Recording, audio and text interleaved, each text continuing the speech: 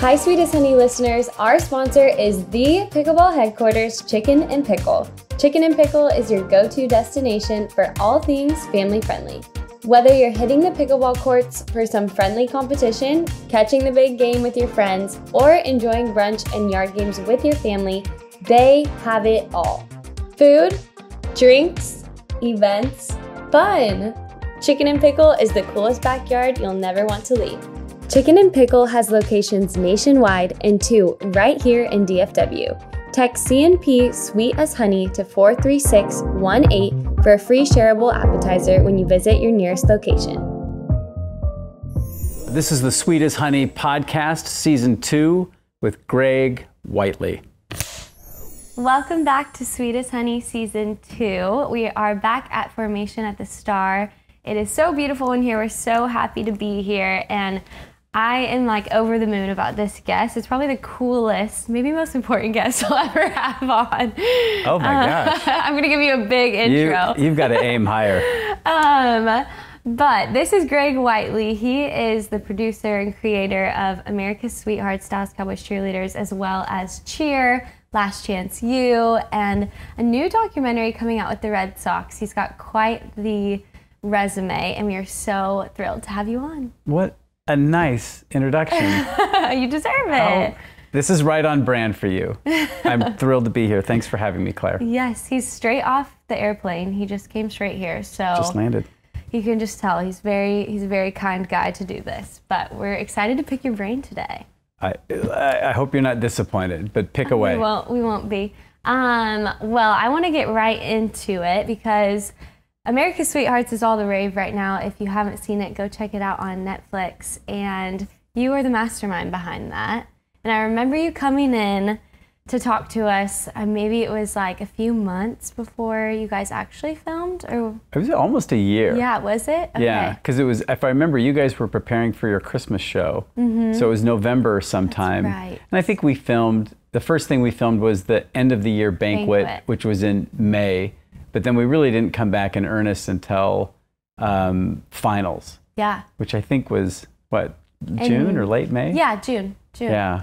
And I remember talking to you at that point, and we weren't really sure that it was going to happen. We didn't know if there was like the story was going to sell. And now it's crazy that it's, blown up this much. Yeah, I'm curious. I have a question for you. Okay. When we were filming, you would develop in your head, it's natural to have an expectation of what this show would be. In what ways were you right, or in what ways were you surprised when the show came out? Yeah, I definitely thought it was going to be more documentary style, which I was actually excited about because before we were reality TV, so I thought it would be a good shift. Yeah. I'd watched Cheer, I'd watched some of your other stuff, so I kind of got an idea of like maybe what I thought it was going to look like, kind of tapping into more storylines and then showing like the nitty gritty of what we did. But I was surprised, and I don't know. I think you guys did a great job of showing the history behind it. We talked a lot. I think it showed a lot of the history and just how iconic DCC is and was. But I feel like the storylines got a lot more in depth than I thought. Like, we didn't really know what to expect or what you guys were going to show from throughout the year, because you came like quite a bit, like every month, I would say. And so we knew you filmed a lot, but you don't necessarily know how much of that is going to... Yeah, what's going to make it in the show, and what the storyline's going to be.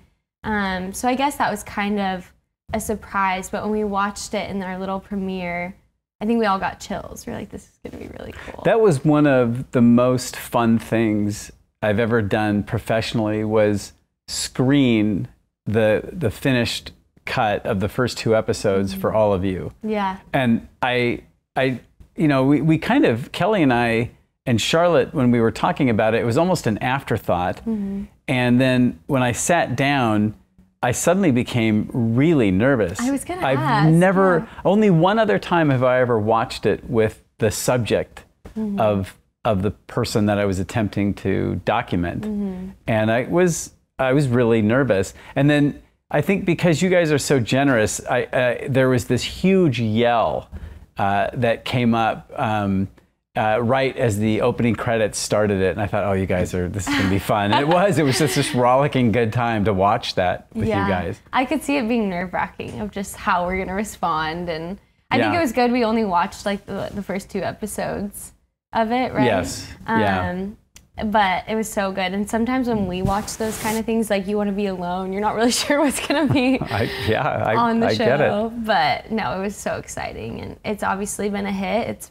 It was #1 in the US, Canada, and was it Australia? Yeah, I think there was 7 countries in which it was #1. Was it really? And then I think it was something, I mean, I'll get this wrong, but it's something like 20 some odd countries where it was in the top 10, at least for a portion of it. And it was top 10 in the United States for somewhere like 35 straight days. And that's crazy. That doesn't really happen, right? No, it's really unusual, Okay. particularly for a non-scripted show, a documentary. That's very, very unusual. I think what makes it so appealing to all audiences is like little girls look up to DCC, women love to watch it. I think families love to watch it, and everyone's a little bit just interested in the behind the scenes. And so I think it kind of draws in just like a wide crowd. I do too. I think we did a good job in telling the story. Yeah. But I think how popular the show was is a testament to you guys and this brand that has been built brick by brick over the last 50 some odd years. And you have all of you guys are really great. I mean, you're fun to watch dance, and you're really great people, so it's fun to follow you around. I was curious. You and I have had this conversation while we were filming, but one of my frustrations as we were filming is my inability to properly articulate what it was we were trying to get. My feeling over and over again is that you had a number of girls on the team that just were very reluctant to trust us, that we were almost trying to angle to get some story that wasn't true or to exploit something for kind of cheap dramatic purposes. In other words, I felt like they were worried we were making some trashy reality TV show, no matter what I tried to do to persuade them otherwise. What was your sense? Because you were one of the captains on the team. You must have had girls that would come and talk to you, and you had discussions about us when we weren't there. What were people's honest thoughts while we were filming? And I will preface this by saying we've had a handful of girls reach out to me after the show has come out and said, in fact, after that premiere, there were 3 different girls, 3 different occasions as I was going to the car just saying, hey, I want to apologize. I did not give you, in essence, they were saying, we didn't give you really a fair shot because we didn't trust you. And my sense was there was some scar tissue left over from the previous show. And I think just a general, I think you girls are very buttoned down. You're very, things in your life, my sense is you don't get to become a Dallas Cowboys cheerleader unless you have really dotted your I's and crossed your T's in your life. And so to now allow this variable in that's so weird, it's a dynamic that's you're already entering a situation that's fraught with stress. So do you think I'm getting close? I do. I think you're right. Like reality TV is just so different. And so it's almost more of that clickbaity, like drama. That's a good way to put it. And so you never knew how things are going to be portrayed because it's taken out of context a lot of times. And so you get a little scared. And I feel like you're kind of right. We were buttoned up at first and polished with how you answer things because you just never know and you're trying to protect yourself. I didn't personally have a bad feeling with you because I think how you talk to us and that initial introduction and like just the conversations I had with you, I was like, I feel like I can trust him. And I think I felt like you and I had a good rapport. I didn't feel like you were holding too much. We wanted to film you dating a guy. Right? That was the one place where. But you were. What was great about it was you just said, no, I'm not comfortable with that, but I'm comfortable with this, this, and this. Other people would say, yeah, sure, and then they'd never get back to me.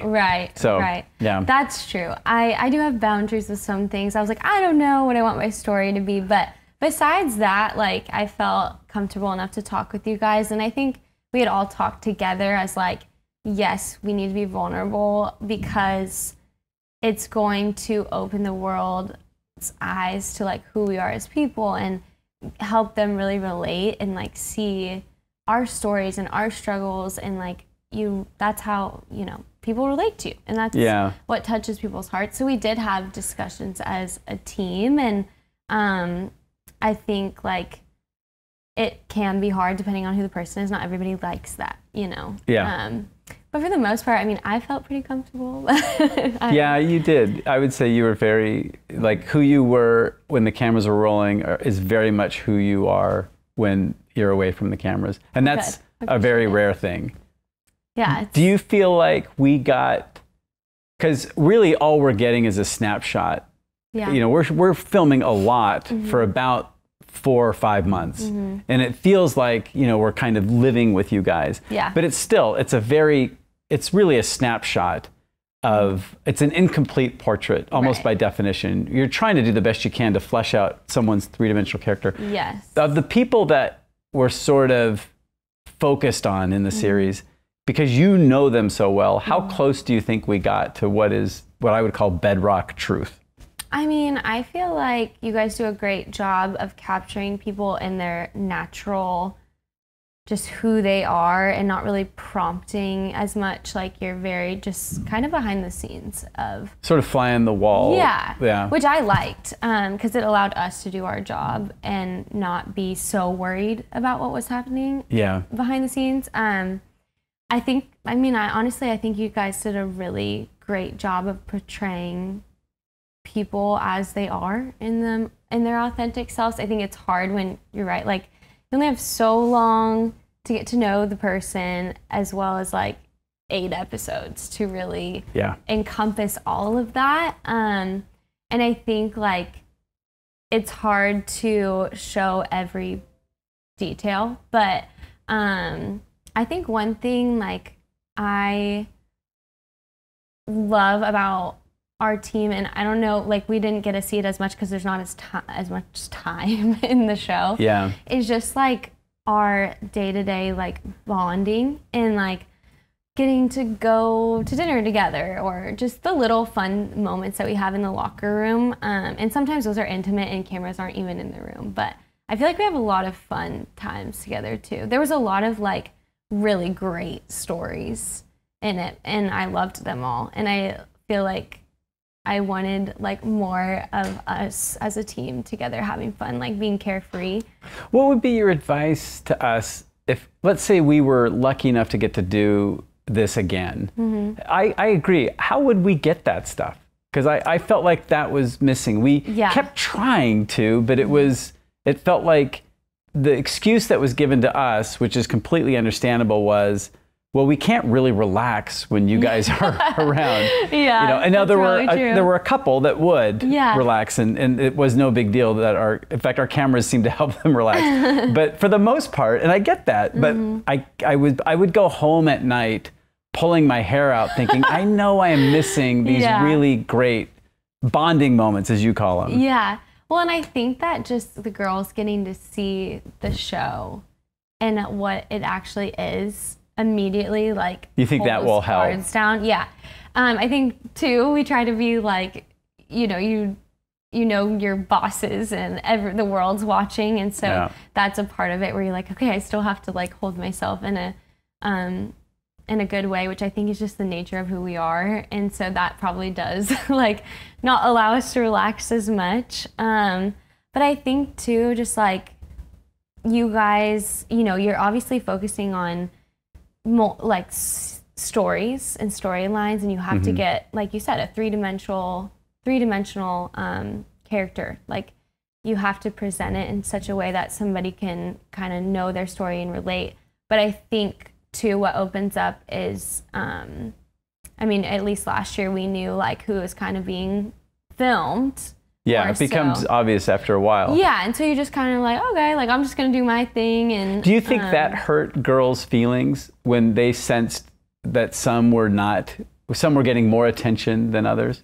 I don't know. I mean, not that I heard of, because I think that like we're all so supportive of each other, and the people that were showcased like deserve to be, and they're, you know, sweet people and have great stories. So I don't think there's really like jealousy in that way. Yeah. But I think it's something where we're also like, we'll be open to it, and if you want to use our story, great, but we won't like shove ourselves in front of you. At least that's last year how we had like talked about it and felt. And so just knowing like, oh, okay, they're focused on these people, you kind of just assume like, okay, I'm not gonna be on it. Like, and maybe that's where people get more closed off, is like, oh, I know there's not gonna be a full story. And I know we talked about this with you originally, like if our full story isn't shown, it's hard to be like vulnerable about some things, and then you want to make sure it's going to be positive at the end of the day and like circle back around. And I know we all talked about that. Yeah. But it's hard, and like I applaud you guys on your job and the work that you did, because I can't imagine all the content and like hours and hours of footage you guys have, and trying to narrow in and build a story and what's going to sell, and like that is a job we don't know how to do. And so I just applaud you guys for the work that you did create, because I know we loved it and the audience loves it, and you guys really did a great job. Oh, that's sweet of you to say. I will say, I don't think there was ever, well, I think I'd put it this way. I was self-conscious in ways that I don't think I've been shooting other places about ignoring certain people, because I knew that they would potentially have great stories. But there's this filmmaker, playwright named David Mamet, and he wrote this book on filmmaking. It was really, he gave a series of lectures at Columbia University, and somebody took it and created a transcript, and it was edited into a book. It's a great book. Like, I recommend it for anybody involved in the arts. But he makes this point. He said, like, he had gotten into whittling. And so he had a knife, and he would go to these workshops and whittling conventions, and he would start to get to know these old world-class whittlers, you know, people that are, you know, creating true works of art by taking a knife and carving it and carving a piece of wood. And he said an old whittler had told him that if you look at the wood, the grain will sort of tell you how to carve it. And I feel like that is a really great metaphor for this type of filmmaking. I think the worst thing you could do is show up thinking you know ahead of time of what the story is you're going to tell. These are the people we're going to focus on. And it always comes at the expense of what really is happening around you. And so, yeah, you knew Chelsea, who is really, really great at this, and Zoe, who has worked with me on the last couple of projects. I think we just try to remain as open for as long as we can. Now, the danger, if you remain too open, everything starts to, every new shiny toy each week, you want to just go film. And then it becomes really superficial. You don't get to really know anybody. And we've always thought it's better to go deep 2 miles and stay maybe 3 inches wide than it is to go 2 miles wide and only 2 inches deep. I agree. And so it's a dance. But you were like one of those for me. I felt like you were really, really great with us on camera. You were super open about some fairly sensitive issues that, frankly, I think were really germane to a lot of young women. And I felt like as we were going through and sifting footage, and each day where I'm sort of, as I go home at night, and you know, I stay at this hotel just right across from here, and I would go and I would like reorder, like take notes from the day and who is popping. And I've learned over time that the people that I need to focus on, they're almost like the grain of wood. They're sort of like, they keep churning up, you know, in my head. And the biggest indicator that it's the right thing to do is I can sense that there is this arc that's about to be completed. So I could meet somebody incredible. They're super vulnerable. They're really interesting. The camera loves them. But you are going to, I know we're only filming for 3 or 4 months. So the question becomes, all right, do they have this story that will have a beginning, middle, and end during this 3-month span. Right. And so everybody that will be a focus, or what we would call a main character, they have to have all those great qualities of vulnerability. There's a certain kind of charm that they have, a charisma, a chemistry with the camera. But the biggest thing is something going to happen to them in their life? And you and I have talked about it before, but really it comes down to, what does this person want? And can I film whether or not they get it in the time that I'm allowed to film? And it's so hard to predict that. It's almost like you just have to stay open, and you're waiting for those right stories to unfold themselves. Yeah, that's it. Yeah. I know, it's cool to get in your mind, because like I have no idea. I'm not a filmmaker, but when you explain it, it's like, yeah, totally makes sense. And those, I feel like you do have to ask those like really nitty-gritty questions of like, what do they want? The beginning, middle, end thing, like, are we going to see the full story? You could make a show out of probably everybody's life on our team. You could. Because everybody is really interesting and really great. And there's a lot of hard stories that have, I mean, there's countless. And that's part of the reason why I started this podcast, was because I was meeting so many girls who have just been through so much, who I'd seen their stories not told. And I was like, I want to like, first and foremost, give everybody a platform to tell their story, but to just like inspire people. Yeah. And it's like, that's what I was saying. Like, I mean, I can't imagine your job, because there's so much in front of you. And you're, like you said, it's like, you got to follow the grain. Like, you got to be open until you kind of find something that you can kind of trail with. And it's really cool to hear the process behind it all.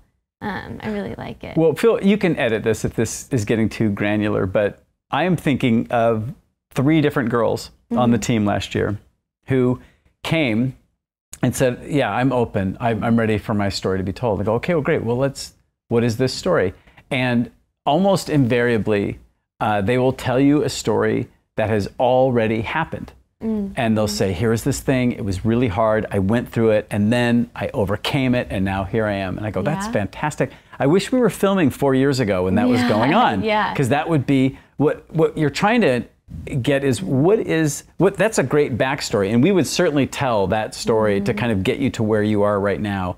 But tell me a little bit more about what's going on right now. And what always happened is either it was difficult for them to articulate, well, I'm not even quite sure what I want right now. I'm still trying to figure that out, which is a perfectly valid response. I'm frequently in that position too. But then to go a little bit deeper, occasionally we would find somebody who would say, okay, this is what I'm going through actually right now. And this is, and we'd say, great, can we film that? Oh no, I would be terrified. You know, that's vulnerable. Because when you are in the middle of your story, that is when you're your most vulnerable, because you don't know what the outcome will be. And it will either be, if it's a good story and the stakes are high enough, and that's what makes a good story, it's either going to be heart-warming, heart-soaring, heart-affirming, or it's going to be heart-breaking. Yeah, you and don't know and as a human, you want to protect that. Right. You want to show like, oh, I've overcome it. Exactly. Yeah, that makes so much sense.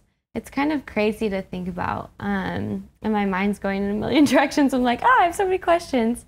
What do I want to narrow in on? So what did you feel like you learned the most about our team, or maybe the girls, that like surprised you in the filming process?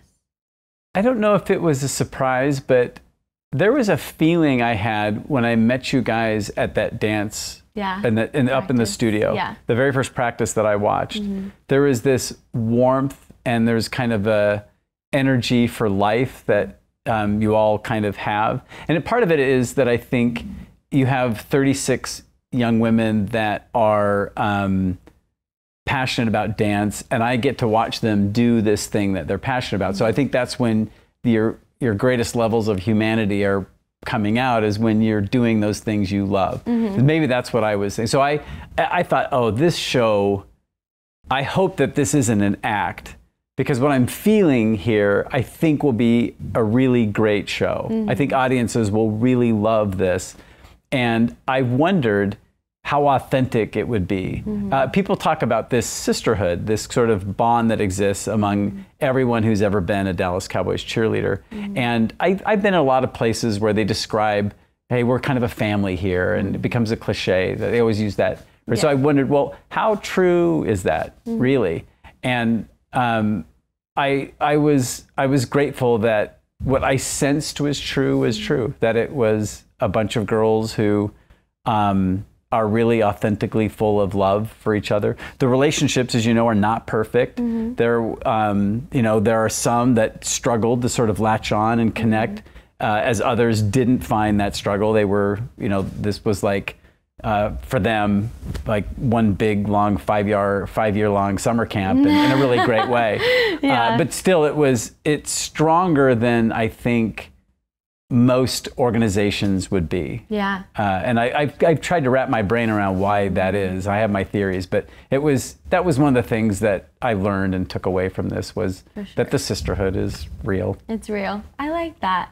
And I would say like part of it at least is because the audition process is a little dramatic. And what we go through is really hard. And so it's something you can't really talk about with anybody else and them really know what you're going through, and unless they're in those same shoes. And then you get into the season, you make the team, and there's still pressure to like live up to that expectation. And what do Kelly and Judy think of me? Or, I'm getting this, I'm not getting this. And it's a battle mentally and physically every single day. And it's like, you need your friends to keep you grounded and keep your head on straight. And I think that's what makes us so close, is because it is a lot of pressure, and it's, rightfully so. We're seen by a lot of people, and there's a tradition and standard of excellence. And so I think just like that sisterhood is created because you all kind of have this same pressure on you, and you're just trying to breathe and get through it, and also work and live your daily life and have a social life. And I don't know, it's just like a crazy period of life where you're sacrificing a lot, but you're also living out the best, most amazing memories that maybe you'll ever have. I don't know, but it is really special. Do you think because there is this weeding out process, that you get a collection of young women that really have a lot of things in common? And so you can commiserate, you can share, you have felt, I think you guys are by and large type A perfectionists. You don't tolerate weaknesses in yourselves very well. And I wonder if that becomes a bonding experience when you can, like I saw you lead different Bible study sessions, and I'm wondering if you get enough of those where people start to go, this is what I've wrestled with. And I probably, in some cases, this is the first time they've ever talked about it with anybody outside of maybe even their own family. Maybe even, not even that, maybe it's the first time they're ever having these discussions about, I don't love how my body looks. I feel crappy today. I don't feel like I'm keeping up. I'm not as good a dancer as I want to be. Yeah, for sure. I think it takes one girl to open up for somebody else to feel comfortable, and then it trickles. And Bible study was like a big thing for us, that girls felt comfortable enough to like share things in their life. And sometimes you have got 10 minutes to cry it out, and then you got to go put on a smile, and you have to focus, and your friends are now aware of what you're going through and are able to just like pat you on the back, or just look at you and smile, or like just check up on you during practice, because it's a lot, and so those friendships become really deep too, because kind of sharing every part of life together, you're spending every day together pretty much. But I do long parts of that day.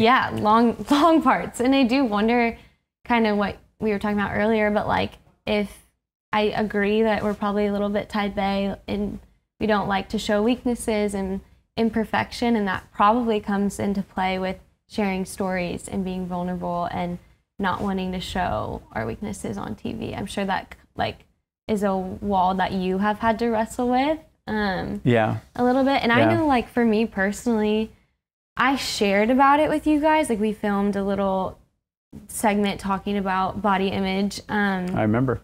But that was something for me that was terrifying. Like I was surprised how comfortable you were. Yeah, and I think... So I'm surprised to hear that was terrifying. Because I thought, I walked away from that going, man, that was a very vulnerable thing, and it felt like Yeah. You were a very cool customer. Well, I think a week prior to that, I did a podcast with my trainer from Sports Academy, and we had talked about a lot of this stuff. And I have struggled with that in body image for years. And so I think talking about it with her and feeling so empowered to like change the mindset and you know, feeling like, okay, this is something that like I can speak to, that I am struggling with and like have, and I want to change what dancers think of themselves and like in women and girls. And so I think that's where I told myself, okay, like you gotta be vulnerable and talk about it because it will help somebody. And so I did feel more empowered in that moment. But I will say, like when the show came out, it's like almost a little bit of a trigger where like I got nervous. I'm like, am I gonna look good? Like, am I, you know, is there gonna be a bad camera angle? Because like for me, I was somebody who got ridiculed on social media all the time for like my body or something. And I was like, well, if there's a bad angle, then like I'm gonna get, you know, I'm gonna get comments. And well, like that was almost the scariest part of the show coming out for me, which is sad, but probably true for a lot of people. Well, so we grabbed, you know, portions of that interview that made it into the show. And you're, you know, featured in so many places. Mm-hmm. How did you feel? I remember the first time I watched it being really critical of myself. The show? Oh. Like, through watching the show? Yeah. Mm-hmm. Wow. Watching the show. But I think that's something that I just like struggle with personally. And like, I remember watching the Bible study scene, which is such a great scene. Like, I was so happy and proud that it made it in there. But I remember that day feeling so chaotic coming from work. I was supposed to like curl my hair before practice, and like I just looked a mess. And I was like, oh gosh. I was like, no. I was like, I look so bad. And then I had to just remind myself, like, that's not what it's about. And kind of self-correct. And obviously I have good friends to be like, stop it. Like, you look great. And I had a lot of random people being like, you look so good on the show. And I was like, what? Like, are you serious? Yeah. Well, you're probably, you are probably simply cursed to not see you how the rest of the world sees you. I think that's true. And it would never occur to me that you would look at yourself in that Bible study scene and see anything other than this beautiful, confident, articulate, smart, compassionate. Well, like basically you're like a mother of those girls in that moment. I know. I mean, I do feel that way. I think in the moment I was like, your hair. Really? Yeah. But Jason knows this. My podcast producer knows this because he'll show me a camera angle. I'm like, I don't like that. Do you think that this is just your cross to bear the rest of your life? Do you ever see yourself getting to a place where you would maybe start to see yourself the way other people see you? You know, I think faith has a big part in that for me, and seeing myself the way God sees me. And I also always have thought about it, I guess, like in the last few years of like, if I have a daughter and I hear her saying these things, like, what would I say to her? And do I ever want her to hear me saying these things about myself? No. Oh. And, you know, like, I would never want her to think those things. And so the way that it's almost helped me in my mind is like, think about the role model you want to be and like the standard you want to set for your future kid, girl or boy. Like, that's great advice. But I think it's less of thinking about me and more of thinking of like, how is this going to impact like my children or even my friends? Like, do I want to put this bad negative talk out there and then have them start to question themselves? And like, that's what's gotten me to think more about like the things I say to myself and to kind of combat it. And obviously there's days where I'm like, this is a hard day. But I think like also kind of being out of the uniform now and not having to look at myself every single day in the mirror in tiny baby clothes, sparkly clothes, I've felt better because I'm not as like in the mirror and focused on it.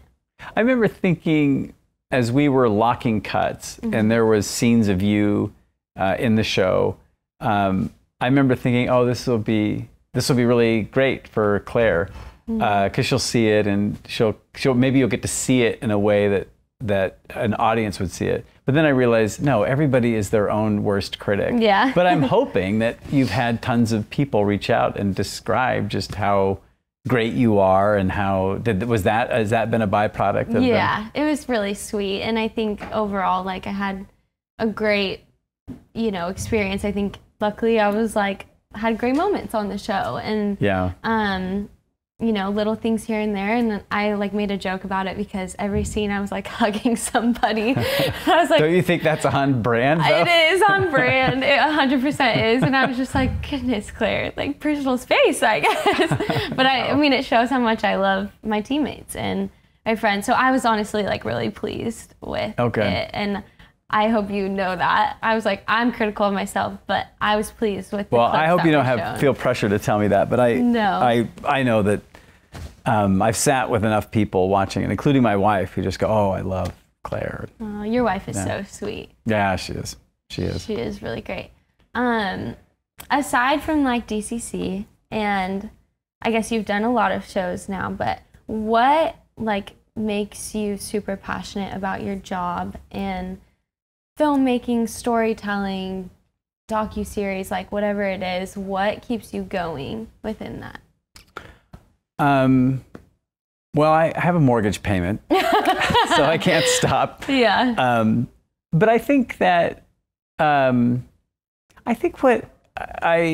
I had to crystallize, well, here's this thing this is what gets me up in the morning. I believe in my bones that to tell someone's true story artfully has this amazing capacity to nudge the world in good directions. Mm-hmm. And I've never been a part of anything that's quite as potent.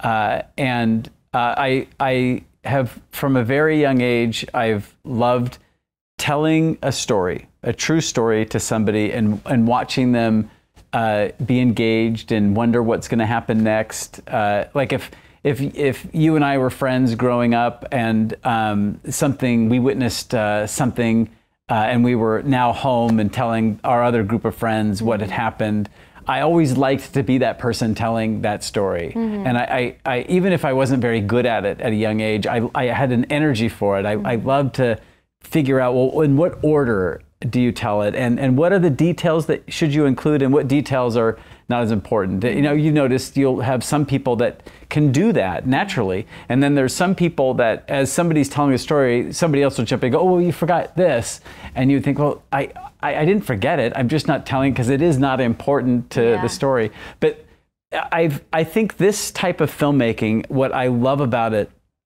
is I don't have to be very smart to do it.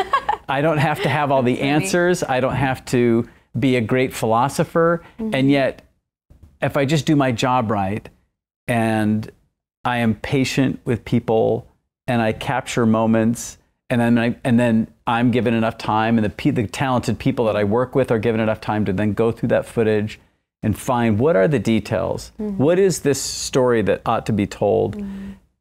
When you do it right, it just has this way. I love sitting in a room with people like we did the screening, where they're now watching this thing for the first time. Mm-hmm. And it's like being on a roller coaster. Mm-hmm. And at the end of the roller coaster, you're smarter.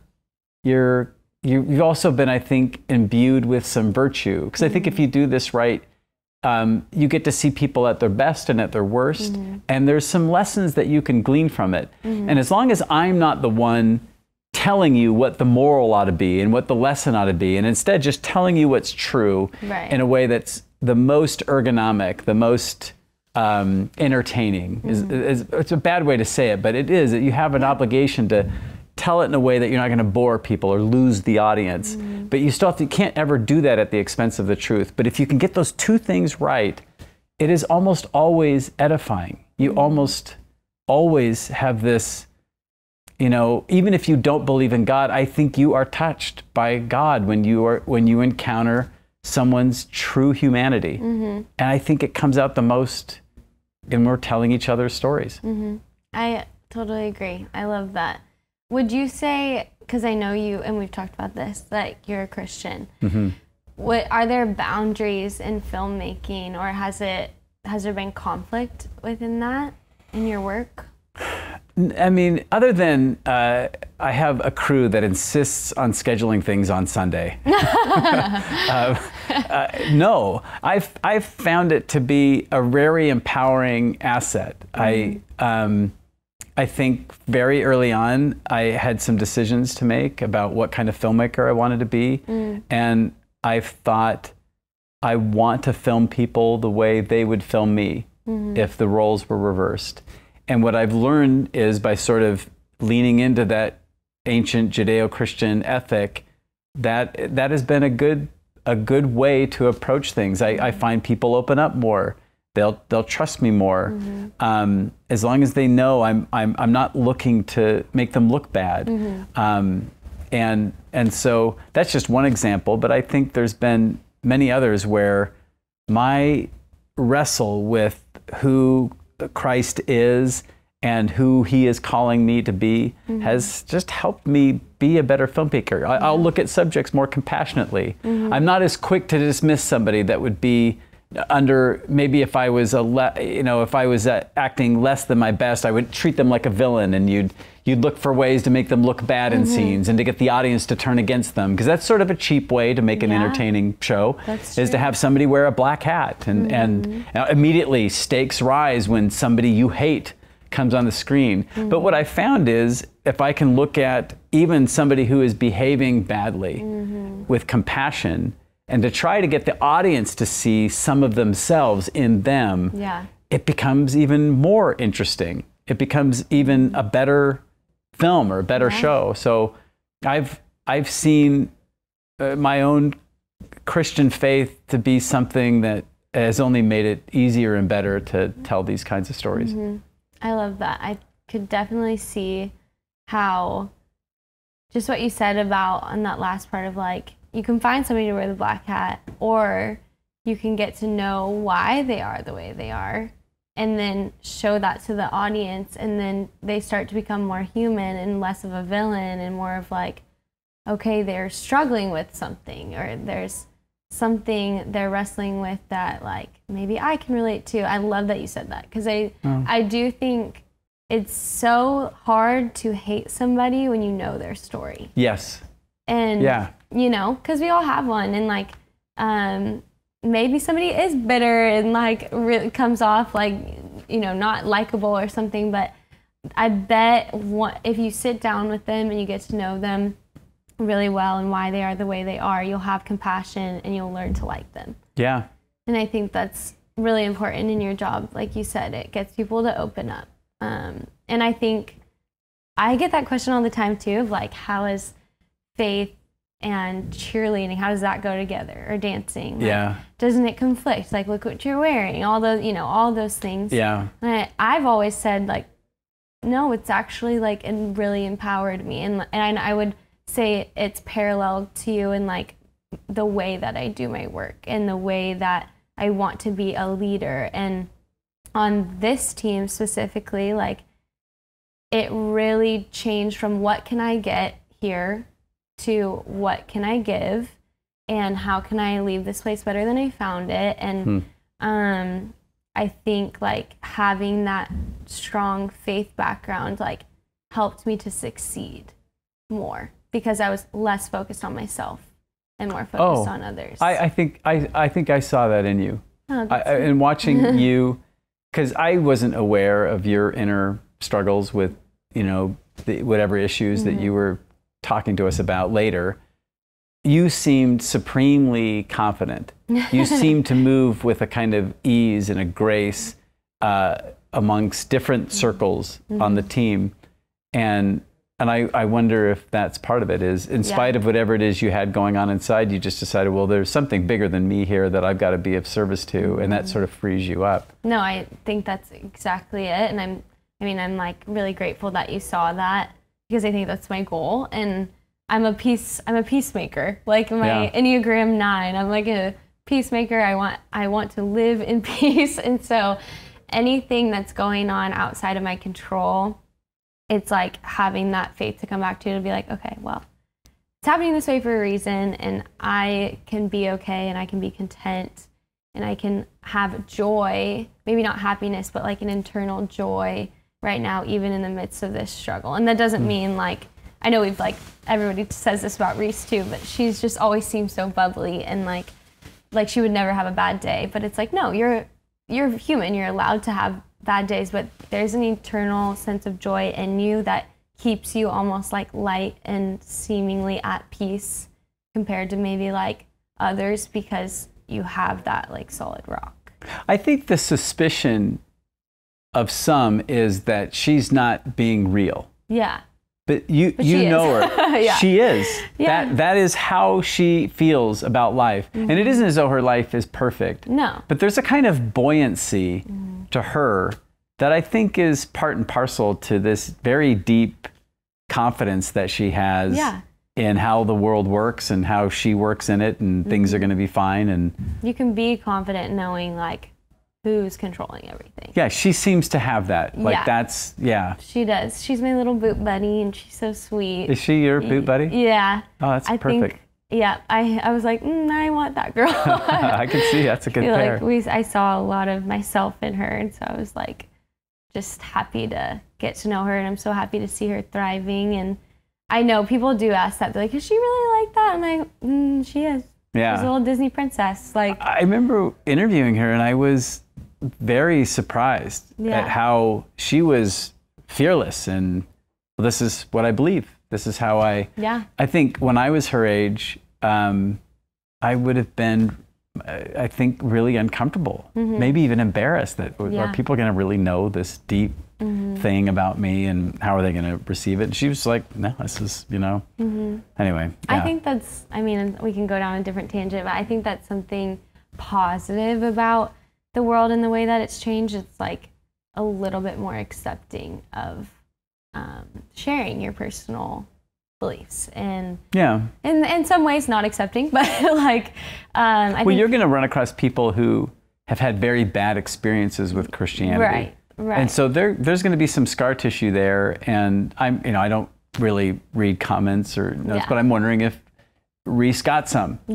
from people that have experienced that with religion, and so I think you always will. But I've talked to her recently, and I know she's overwhelmed by like the fame that comes with it, because it's really like everyone really, majority seems to like draw to her, and I love that because she's just a little light. But I think she's kind of like, oh, I didn't ask for this. Like, I've been doing this for 15 years, Claire, and I really have no idea what that is like. Every year when we do a show, in one degree or another, people become famous, and I see that happen to them, and I have, I keep asking them, what is it like? What's your life? And they don't know how to describe it, but I've wondered what that feels like. It must be overwhelming. Yeah, I'm sure. I mean, I guess we get a little taste of it within the DCC world in itself, but I think when you go from like nobody knowing your name really, besides maybe like people in Texas or who pay attention to the Cowboys, to like a whole slew of people around the world, it's like, oh, okay, like what's going on? And but I think like, she is somebody who is going to stay humble and grounded within it, and you can tell that by the way she stewards it already. So very proud of her. But I know you're working on like a few shows. Is it just the Red Sox right now, or do you have multiple projects going on? Well, you always have to have a few. And so in various stages of development, there's probably half a dozen shows that we're working on, but we're actually shooting we're following the Boston Red Sox during this season. So we've got very unusual access to the dugout, the clubhouse, and whatever players will let us go home with them, that's what we're filming. And never having been a Major League Baseball player, it's fascinating to see what their lives are like during a season. I've been surprised at how I'm glad I'm not a baseball player. Honestly, that's my weird takeaway from all this. I would have thought the exact opposite. Like, what a great life that must be to get paid millions to play a kid's game. And it's it's strangely hard and lonely. It is 6 months out of the year. It is an absolute grind and a focus. And that game, I think, will drive you crazy. Oh yeah, it's because it's like this. Yeah. You can be really, really good, and you can go really, really bad for a while, or it can go high, low, high. Like, it's just a roller coaster of emotions. And I think in most other sports, you could go, all right, I'm not shooting as well right now. I'm not on the football field, I'm not as fast because I'm dealing with this hamstring issue, or I'm not coming out of my cuts in quite the way I can go. I need to go work on that. In baseball, you could do everything right, everything, and hit it right at someone, 1,000 miles an hour, but they're there to catch it, and it's an out. Yeah. It's the same as though you struck out and didn't even come close. And I think I'm watching people go crazy. I know. That's what I feel like I'm watching. No, it is, because like they're like, do I change my swing? Do I? Yeah. Every single day. And you're like, okay. Yeah. It's a lot mentally, and it's a lot on the families. That's what I'm seeing that too, because this person comes home and they've gone 0 for 5, and they don't know if they're going to get set down to the minor leagues. They don't know if they're going to get traded. If they're in a contract year, are they going to get re-signed? And with all of that money, the stakes couldn't be higher. Right. Yeah. The very first film I ever did, back in 2005, I got that question. What do you want audiences to take away from this? And I remember, I think I just faked an answer. And then, so I've really tried to think about, well, what is it that I really believe? I think this is going to sound weird, but I think my job in this style of filmmaking is to be almost agnostic. That I just need to be a slave to two things.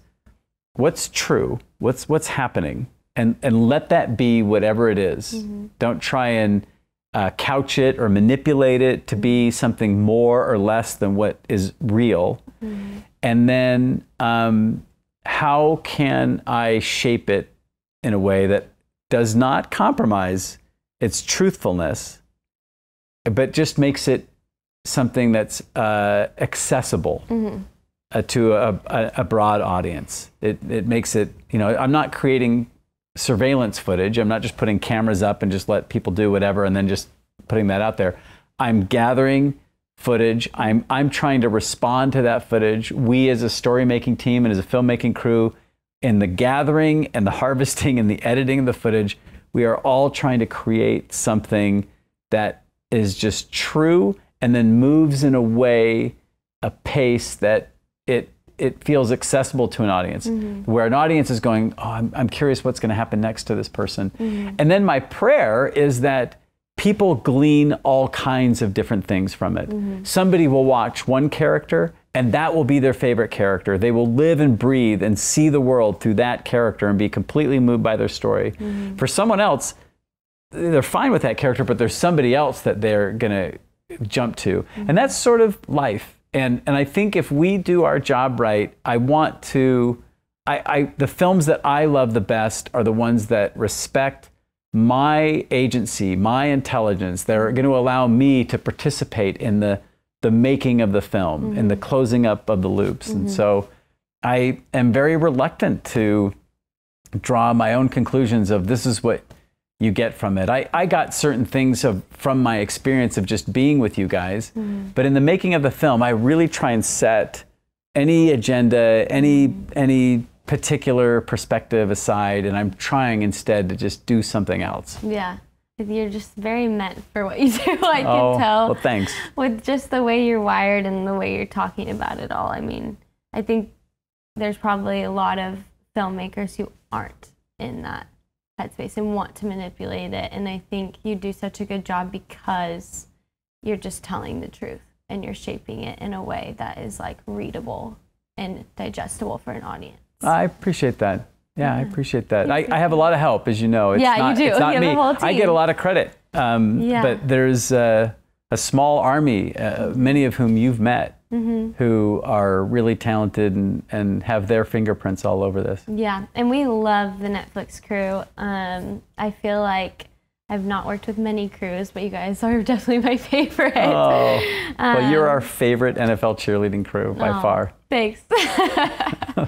No, you guys are really sweet, and we've enjoyed our time with you, and I'm so glad you just took time out of your busy schedule to talk to me. And it was a thrill. I was flattered you asked me. Yeah, thank you so much. Straight off the plane, I can't believe it. But I'm excited for everyone to hear this, and we will maybe have you back on sometime. If you ever want to come back on, you're welcome. Hey, just ask. I love doing this, but I've told you everything I know. I need to, I'll go have some different experiences and we'll talk about it. We'll recap. Yeah. We'll recap. I mean, really, anytime. Love to be back. Yes. Well, thank you so much, and I hope you guys enjoyed this episode.